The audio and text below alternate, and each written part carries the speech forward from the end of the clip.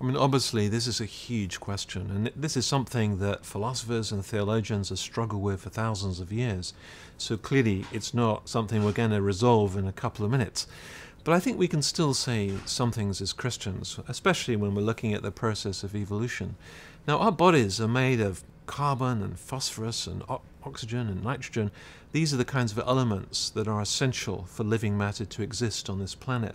It turns out that all these elements were made in the dying moments of exploding stars in supernovae. And so actually we're all kind of animated stardust. That's what we're all made of. It turns out also that all of those elements are scattered throughout all the universe. So my guess is that if there's life on other planets, and there might well be, it's probably going to be pretty similar to the kind of life that we have here. It's going to be carbon-based life, because carbon is just so good at making life. You know, it has so much combining power, and therefore it's the basis for all life as we know it. Now, once you have carbon and carbon-based life, you've got to have carbon-based death as well. The two go together, actually. It's the only way that we can live. All living things on this planet are dependent on everything else. We humans are dependent on photosynthesis. That's the way that green things utilize the energy from the sun. Other things feed on plants, we feed on plants, we feed on animals. We're all in one great food chain. And the reason is that carbon-based life depends on that kind of system for its energy source. And it's also so designed that it's temporary, it's transient, and it has to die. Carbon-based life goes along with carbon-based death.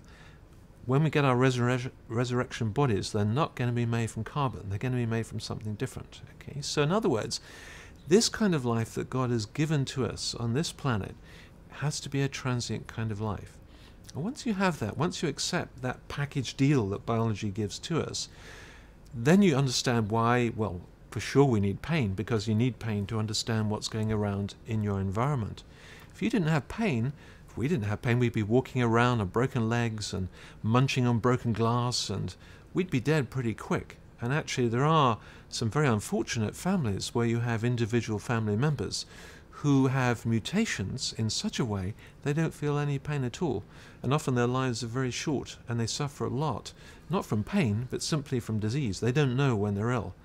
So the fact of pain is a necessity for us to be alive. It's actually essential for us to be alive on this planet.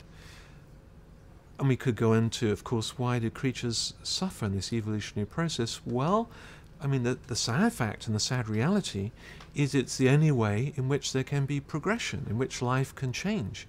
Otherwise, we'd be like waxwork dummies in Madame Tussauds. We'd all be static. We'd all be clonal. We'd all look the same. You know, we'd be a waxwork universe. And I don't think anyone would really want that. So there is a cost, the kind of biological life that we have here on this planet. And the cost is there'll be variation, and there will be death, and there will be pain, and there will be suffering. It's a package deal that we have here.